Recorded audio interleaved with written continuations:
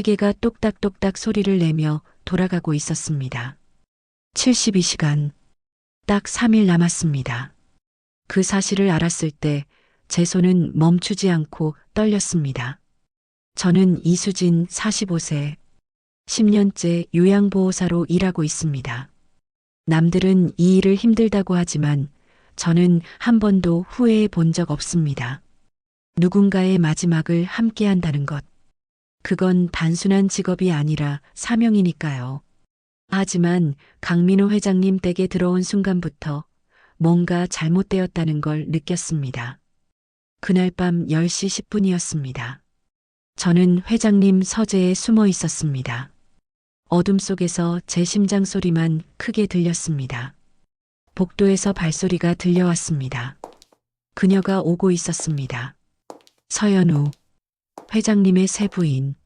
아니, 정확히 말하면 회장님의 재산을 노리는 사기꾼. 제 손에는 회장님이 남긴 세 번째 편지가 들려 있었습니다. 이 편지만 있으면 모든 걸 증명할 수 있었습니다. 하지만 이 서재 문이 열리는 순간 전 끝이었습니다. 똑똑. 누군가 문을 두드렸습니다. 수진 씨, 거기 계시죠? 그녀의 목소리는 차갑기만 했습니다. 나와요. 어차피 도망칠 곳 없어요. 제 손에 든 편지가 땀으로 축축해졌습니다. 어쩌다 제가 여기까지 오게 된 걸까요? 모든 건 72시간 전부터 시작되었습니다. 72시간 전, 월요일 오전 9시였습니다. 수진 씨, 오늘부터 강민호 회장님 댁에서 근무하시면 됩니다. 센터장님이 파일을 건네셨을 때 저는 설렜습니다. 강민호 회장. 한때 제게 서열 10위 안에 들었던 분.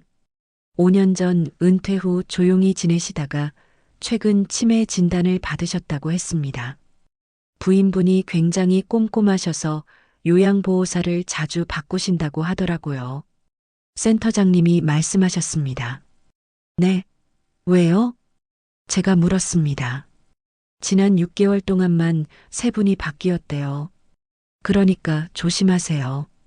센터장님이 다시 말씀하셨습니다. 이상했습니다. 요양보호사를 그렇게 자주 바꾼다는 건 흔한 일이 아니었으니까요. 하지만 저는 자신이 있었습니다. 10년 경력이면 어떤 보호자든 상대할 수 있다고 믿었죠. 오전 10시 회장님 댁에 도착했습니다. 평창동 언덕 위에 자리한 대저택이었습니다. 높은 담장과 철문이 있었습니다. 마치 요새 같았습니다. 인터폰을 누르자 곧 문이 열렸습니다. 이수진 씨 맞으시죠? 들어오세요. 한 여성이 나왔습니다. 30대 중반으로 보였습니다. 긴 웨이브 머리에 명품 원피스를 입고 완벽한 메이크업을 하고 있었습니다. 서연우, 회장님의 새 부인이었습니다. 처음 뵙겠습니다. 이수진입니다. 제가 인사했습니다. 네. 저는 서연우예요. 남편 잘 부탁드려요. 그녀의 미소는 완벽했습니다. 너무 완벽해서 오히려 어색할 정도였습니다. 회장님은 어디 계신가요? 제가 물었습니다. 2층 침실이에요. 올라가시죠. 서연우가 대답했습니다. 그녀를 따라 계단을 오르는데 묘한 위화감이 들었습니다. 집안은 너무 조용했습니다. 가족의 온기라고는 찾아볼 수 없는 차가운 공기가 감돌았습니다. 계단 중간쯤에서 그녀가 멈춰 섰습니다. 참, 수진 씨. 그녀가 말했습니다. 저희 남편은 치매가 꽤 진행되셨어요. 가끔 헛소리도 하시고 망상도 심하세요. 네, 파일에서 봤습니다. 제가 대답했습니다. 그러니까 남편이 무슨 이상한 말을 해도 절대 믿지 마세요. 알겠죠? 그녀의 눈빛이 순간 날카로워졌습니다. 네. 저는 대답했습니다. 뭔가 이상했습니다. 치매 환자의 보호자가 이런 말을 미리 하는 건 흔치 않았습니다. 오전 10시 15분 2층 침실 문을 열었습니다. 창문으로 햇살이 쏟아져 들어오고 있었습니다. 침대에는 수척한 노인이 앉아 계셨습니다. 강민호 회장이었습니다. 백발의 주름진 얼굴이었지만 눈빛만은 또렷했습니다. 회장님, 오늘부터 모실 요양보호사 이수진입니다. 제가 인사했습니다. 수진?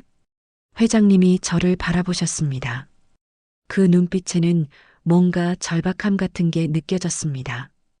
회장님, 식사하셨어요? 서연우가 다가가 회장님의 어깨에 손을 얹었습니다. 여보, 새로운 선생님이에요. 인사하세요.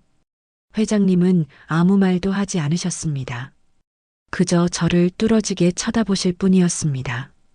역시 오늘은 컨디션이 안 좋으신가 봐요. 수진 씨, 회장님 약부터 드려주세요. 서연우가 약통을 제게 건넸습니다. 저는 약을 확인했습니다. 항치매제, 혈압약, 수면제가 들어 있었습니다. 수면제를 낮에도 드시나요? 제가 물었습니다. 네. 의사 선생님이 처방하신 거예요. 불안증이 심하셔서요. 서연우가 대답했습니다. 이상했습니다. 낮에 수면제를 먹이면 활동량이 줄어들어 치매가 더 빨리 진행됩니다. 하지만 저는 아무 말도 하지 않았습니다. 첫날부터 마찰을 일으킬 순 없었으니까요. 오후 12시 30분 점심시간이었습니다. 회장님께 식사를 도와드리는데 그분은 거의 드시지 않으셨습니다. 회장님, 조금만 더 드세요. 제가 말씀드렸습니다. 안 먹어. 회장님이 말씀하셨습니다. 왜요? 입맛이 없으세요? 제가 물었습니다. 회장님이 제 손을 꽉 잡으셨습니다. 놀랄 만큼 강한 힘이었습니다. 약을 먹지 마. 회장님이 말씀하셨습니다. 네. 제가 놀라 물었습니다. 그 약 먹으면 안 돼. 회장님의 목소리는 떨리고 있었습니다. 회장님, 약은 꼭 드셔야죠. 건강을 위해서요.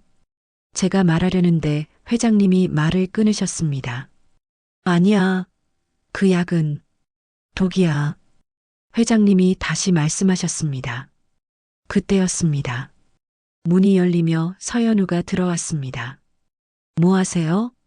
그녀의 목소리가 차갑게 가라앉았습니다. 아, 회장님이 약을 안 드시려고 하셔서요. 제가 설명하려 했습니다. 제가 할게요. 수진 씨는 잠깐 나가 계세요. 서연우가 말했습니다. 하지만요. 제가 말하려는데 그녀가 끊었습니다. 나가요. 명령조였습니다. 저는 할 수 없이 방을 나왔습니다. 복도에 서서 귀를 기울였습니다. 여보, 왜 이러세요? 약 드셔야죠. 서연우의 목소리가 들렸습니다. 싫어. 난 회장님의 목소리였습니다. 여보. 서연우의 목소리가 낮아졌습니다. 말 안 들으시면 지훈이한테 전화해요. 아들 해외에서 못 들어오게 할 거예요. 알죠? 협박이었습니다. 회장님의 목소리가 더 이상 들리지 않았습니다. 잠시 후 문이 열렸습니다. 들어오세요. 약 드셨어요. 서연우의 얼굴에는 다시 완벽한 미소가 걸려 있었습니다. 방 안으로 들어가자 회장님은 축 늘어져 계셨습니다. 수면제 때문이었습니다. 오후 3시였습니다. 회장님이 잠에서 깨신 후 저는 산책을 도와드렸습니다. 정원은 넓고 아름다웠습니다. 하지만 회장님은 정원을 보지 않으셨습니다. 계속 본체 쪽을 바라보고 계셨습니다. 회장님, 날씨 좋네요. 제가 말씀드렸습니다. 편지. 회장님이 말씀하셨습니다. 네. 편지를 찾아야 해. 회장님이 말씀하셨습니다. 무슨 편지요? 제가 다시 물었습니다. 회장님이 제 팔을 잡으셨습니다. 서재에 숨겨뒀어. 빨간 책. 찾아줘. 회장님이 절박하게 말씀하셨습니다. 회장님, 무슨 말씀을요? 제가 말하려는데 뒤에서 목소리가 들렸습니다. 산책 잘하고 계시네요? 서연우의 목소리였습니다. 언제 나온 건지 모르게 그녀가 뒤에 서 있었습니다. 회장님이 바람 좀 쐬시고 싶어 하셔서요. 제가 대답했습니다. 그래요? 좋네요. 하지만 너무 오래는 안 돼요. 피곤하시면 안 되니까요. 서연우가 말했습니다. 네, 알겠습니다. 제가 대답했습니다. 회장님은 다시 입을 다무셨습니다. 하지만 제 손을 놓지 않으셨습니다. 그 손에서 절박함이 느껴졌습니다. 저녁 6시 퇴근 시간이었습니다. 첫날 근무가 끝났습니다. 현관으로 나가는데 서연우가 봉투 하나를 제게 건넸습니다. 수고하셨어요. 이건 오늘 일당이에요. 그녀가 말했습니다. 센터에서 받는데요. 제가 말했습니다. 추가로 드리는 거예요. 그만큼 우리 남편 잘 부탁한다는 의미죠. 서연우가 말했습니다. 봉투 안에는 50만 원이 들어 있었습니다. 하루 일당치고는 너무 많았습니다. 이건 너무 많은데요. 제가 말하려는데 그녀가 끊었습니다. 받으세요. 앞으로도 계속 드릴게요. 단, 그녀가 제 눈을 똑바로 쳐다봤습니다. 남편이 무슨 말을 하든 절대 밖에 말하지 마세요. 알겠죠? 입막음이었습니다. 생각해 보겠습니다. 생각할 게 뭐 있어요? 돈 받고 일이나 잘하면 되는 거죠. 그녀의 미소는 여전히 완벽했습니다. 하지만 눈빛은 차갑기만 했습니다. 밤 9시 집에 돌아왔습니다. 하지만 회장님 생각이 떠나지 않았습니다. 약은 독이야. 편지를 찾아줘. 그 절박한 목소리가 귀에 맴돌았습니다. 저는 노트북을 켰습니다. 강민호 회장 재혼이라고 검색했습니다. 1년 전 기사가 떴습니다. 재계 원로 강민호 회장, 35세 연하와 재혼. 첫 부인 사망 후 5년 만에 재혼, 새로운 인생이라는 제목이었습니다. 사진 속 서연우는 화려했습니다. 댓글에는 나이 차이가 너무 크다, 재산 노린 거 아니냐 같은 말들이 가득했습니다. 저는 더 검색했습니다. 서연우라고 입력했습니다. 하지만 그녀에 대한 정보는 거의 없었습니다. SNS도 과거 기록도 없었습니다. 마치 1년 전에 갑자기 나타난 사람처럼. 휴대폰이 울렸습니다. 센터장님이었습니다. 수진 씨, 첫날 어땠어요? 센터장님이 물으셨습니다. 괜찮았습니다. 제가 대답했습니다. 서연우 씨한테 잘 보여야 해요. 이번엔 오래 다니셨으면 좋겠어요. 센터장님이 말씀하셨습니다. 센터장님, 혹시 전에 계셨던 요양보호사분들 연락처 있으세요? 제가 물었습니다. 왜요? 센터장님이 물으셨습니다. 그냥 회장님에 대해 좀 알고 싶어서요. 제가 대답했습니다. 그러게요. 근데 다들 갑자기 그만뒀다고만 하고 연락이 안 되더라고요. 센터장님이 말씀하셨습니다. 갑자기 그만뒀다. 3명이나. 알겠습니다. 감사합니다. 제가 말하고 전화를 끊었습니다. 전화를 끊고 나니 불안감이 밀려왔습니다. 뭔가 잘못되고 있었습니다. 분명히 화요일 둘째 날이 밝았습니다. 다음 날 아침 저는 일찍 출근했습니다. 회장님은 여전히 주무시고 계셨습니다. 일찍 오셨네요? 서연우가 커피를 마시고 있었습니다. 네. 회장님 아침 식사 준비하려고요. 제가 말했습니다. 괜찮아요. 제가 할게요. 수진 씨는 청소나 해주세요. 서연우가 말했습니다. 하지만 제가요. 제가 말하려는데 그녀가 끊었습니다. 수진 씨. 그녀가 커피잔을 내려놓았습니다. 전 요양보호사가 남편한테 너무 가까이 가는 걸 싫어해요. 알겠죠? 네. 이상했습니다. 요양보호사를 고용해 놓고 환자와 거리를 두라니. 저는 청소를 시작했습니다. 1층을 청소하다가 서재 앞을 지나갔습니다. 문은 잠겨 있었습니다. 서재에 숨겨뒀어. 빨간 책. 회장님의 말이 떠올랐습니다. 저는 주변을 살폈습니다. 서연우는 2층에 있었습니다. 조심스럽게 문손잡이를 돌렸습니다. 잠겨 있었습니다. 그때였습니다. 뭐 하세요? 뒤에서 서연우의 목소리가 들렸습니다. 저는 깜짝 놀라 돌아섰습니다. 아, 청소를 하다가요. 제가 말하려는데 그녀가 끊었습니다. 서재는 청소 안 해도 돼요. 거기는 제가 직접 할게요. 네, 알겠습니다. 그녀의 눈빛이 예리하게 저를 훑었습니다. 수진 씨, 혹시 남편한테 무슨 말 들으셨어요? 서연우가 물었습니다. 아니요, 아무것도요. 정말요? 그녀가 다시 물었습니다. 네. 저는 거짓말을 했습니다. 다행이네요. 남편이 요즘 망상이 심해져서요. 이상한 소리 많이 하거든요. 서연우가 말했습니다. 그렇군요. 그러니까 절대 믿지 마세요. 알겠죠? 또다시 경고였습니다. 오후 2시였습니다. 회장님께 약을 드리는 시간이었습니다. 서연우는 외출을 했습니다. 처음으로 저와 회장님만 남았습니다. 회장님, 약 드실 시간이에요. 제가 말씀드렸습니다. 저는 약통을 열었습니다. 하지만 회장님께 드리지 않고 유심히 살펴보았습니다. 수면제 용량이 일반적인 것보다 2배였습니다. 회장님, 이 약 언제부터 드셨어요? 1년. 1년 전부터 회장님이 대답하셨습니다. 재혼하신 후부터요? 제가 다시 물었습니다. 회장님이 고개를 끄덕이셨습니다. 회장님, 솔직히 말씀해 주세요. 치매가 정말 있으세요? 제가 조심스럽게 물었습니다. 회장님이 저를 똑바로 쳐다보셨습니다. 그 눈빛은 놀랍도록 또렷했습니다. 없어. 회장님이 말씀하셨습니다. 네.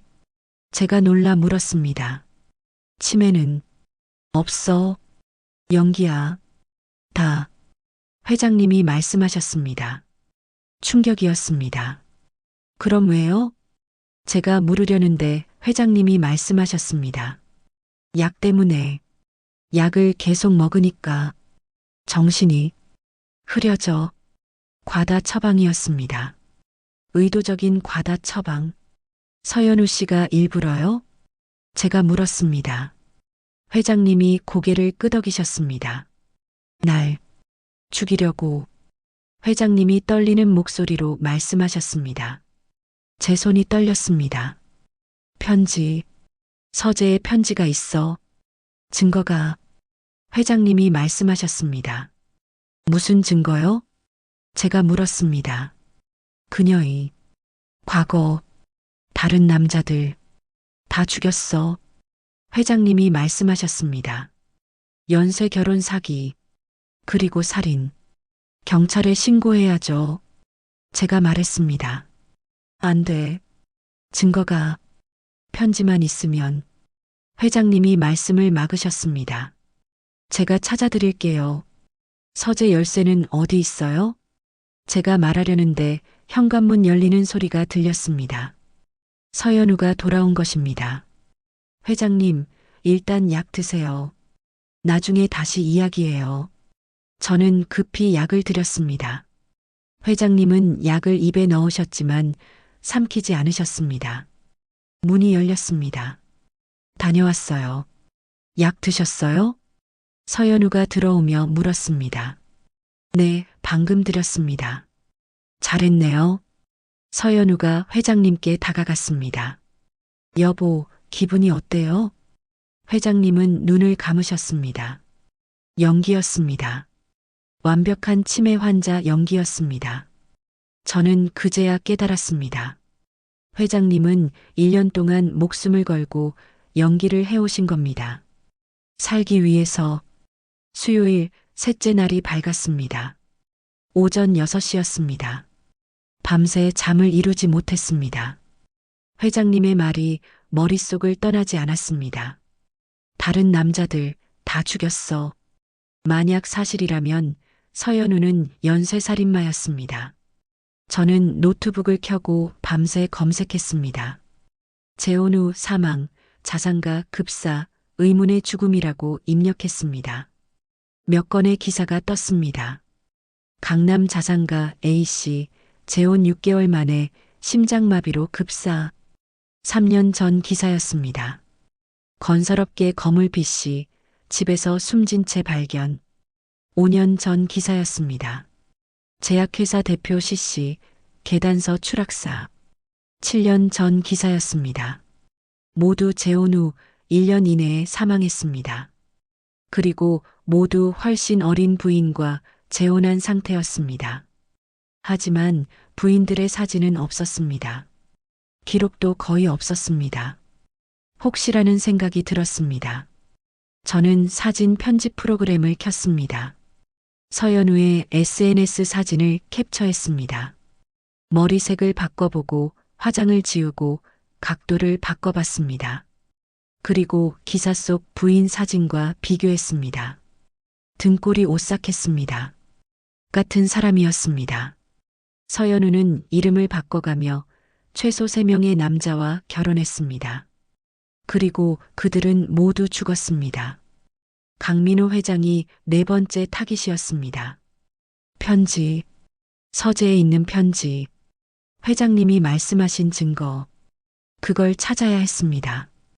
오전 9시 출근 시간이었습니다. 평소보다 일찍 출근했습니다. 일찍 오셨네요? 서연우가 현관에서 저를 맞았습니다. 오늘따라 그녀가 다르게 보였습니다. 완벽한 미소 뒤에 숨겨진 차가운 본성이 느껴졌습니다. 네. 회장님 아침 일찍 드신다고 하셨거든요. 제가 대답했습니다. 그래요? 고맙네요. 그럼 전 잠깐 외출할게요. 병원 가야 해서요. 서연우가 말했습니다. 병원이요? 제가 물었습니다. 네. 남편 약 처방받으러요. 오후에 올게요. 기회였습니다. 네, 다녀오세요. 서연우가 나간 후 저는 2층으로 올라갔습니다. 회장님은 침대에 앉아 계셨습니다. 회장님, 제가 말씀드렸습니다. 수진 씨, 회장님이 저를 보셨습니다. 서연우 씨 나갔어요. 지금 편지 찾아야 해요. 제가 말했습니다. 회장님이 고개를 끄덕이셨습니다. 서재, 잠긴 문. 회장님이 말씀하셨습니다. 열쇠는 어디 있어요? 그녀가 가지고 다녀. 회장님이 대답하셨습니다. 그럼 어떡해요? 제가 다시 물었습니다. 창문, 서재 창문. 잠금 장치가 오래돼서 바깥에서 열 수 있어. 회장님이 설명하셨습니다. 알겠습니다. 제가 다녀올게요. 제가 말했습니다. 조심해. 만약 들키면. 회장님의 눈에 두려움이 가득했습니다. 괜찮아요. 제가 찾아낼게요. 제가 안심시켰습니다. 오전 9시 30분이었습니다. 저는 서재에 침입하기 위해 정원으로 나갔습니다. 서재 창문은 1층 끝에 있었습니다. 주변을 살폈습니다. 집사도 정원사도 없었습니다. 서연우는 집에 다른 사람을 두지 않았습니다.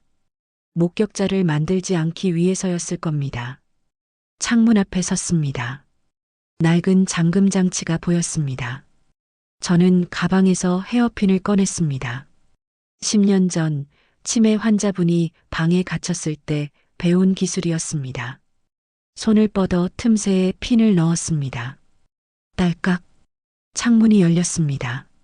저는 조심스럽게 안으로 들어갔습니다. 서재는 넓었습니다. 벽 한쪽은 책장으로 가득했습니다. 수백 권의 책들이 꽂혀 있었습니다. 빨간 책이라고 하셨지. 하지만 빨간 책은 한두 권이 아니었습니다. 최소 20건은 되어 보였습니다. 저는 시계를 봤습니다. 9시 35분. 서연우는 병원까지 왕복 최소 2시간. 시간은 있었습니다. 책을 하나씩 꺼내기 시작했습니다. 빨간 표지의 책들을 모두 펼쳐봤습니다. 아무것도 없었습니다. 10권째였습니다. 15권째였습니다. 여전히 없었습니다. 땀이 났습니다. 혹시 제가 잘못 이해한 걸까? 그때였습니다. 책장 맨 위 먼지가 쌓인 곳에 오래된 빨간 책이 보였습니다. 존재의 의미라는 제목이었습니다. 철학책이었습니다. 저는 의자를 가져와 올라갔습니다. 책을 꺼냈습니다. 묵직했습니다. 책을 펼치는 순간 안이 비어 있었습니다. 책이 아니라 책 모양의 상자였습니다. 그리고 그 안에 편지가 있었습니다. 봉투에는 이렇게 적혀 있었습니다. 첫 번째 진실, 나를 구해줄 사람에게. 손이 떨렸습니다. 저는 편지를 꺼내 펼쳤습니다. 이 편지를 읽고 있다면 당신은 내가 선택한 사람입니다. 내 이름은 강민호. 78세. 세상 사람들은 내가 치매에 걸렸다고 믿고 있습니다. 하지만 거짓입니다. 나는 목숨을 지키기 위해 1년째 치매 환자 연기를 하고 있습니다. 내 아내 서연우. 아니, 그녀의 진짜 이름은 모릅니다. 결혼 6개월 후 나는 우연히 그녀의 비밀을 알게 되었습니다. 그녀의 노트북에서 발견한 파일들. 김재현, 2015년 사망. 박성준, 2017년 사망. 이동욱, 2019년 사망. 모두 재혼 후 1년 이내에 급사한 자산가들. 그리고 그들의 부인 사진. 머리색과 화장은 달랐지만 모두 같은 사람이었습니다.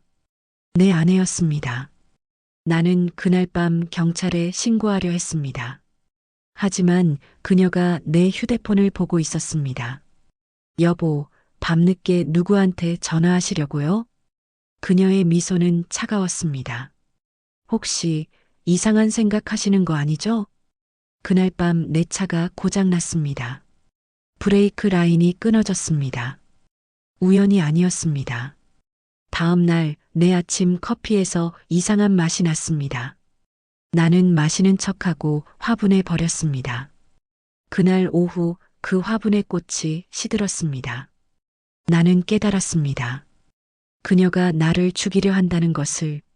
하지만 증거가 없었습니다. 노트북 파일은 이미 삭제되어 있었습니다. 나는 선택했습니다. 바보가 되기로, 치매 환자가 되기로, 그래서 그녀가 방심하길 기다리기로. 병원을 찾아가 치매 진단을 받았습니다. 의사에게 협조를 부탁했습니다.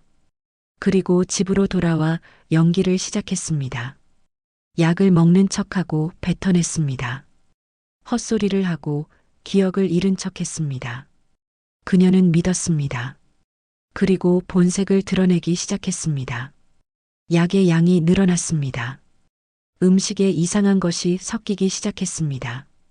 하지만 나는 계속 연기했습니다. 살기 위해서,